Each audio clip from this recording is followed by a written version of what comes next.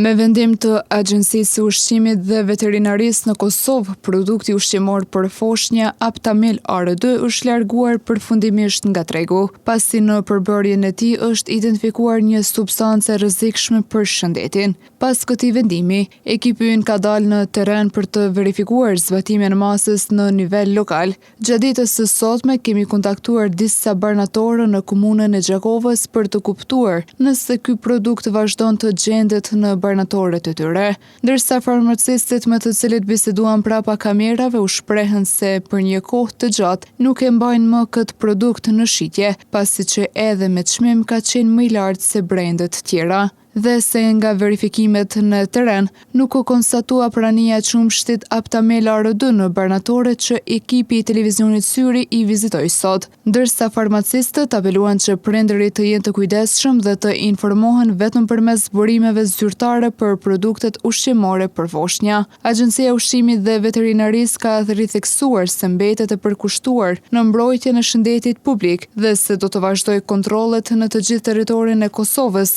për të siguruar që asnjë sasi e këtij produkti të mos qarkullojë më në treg.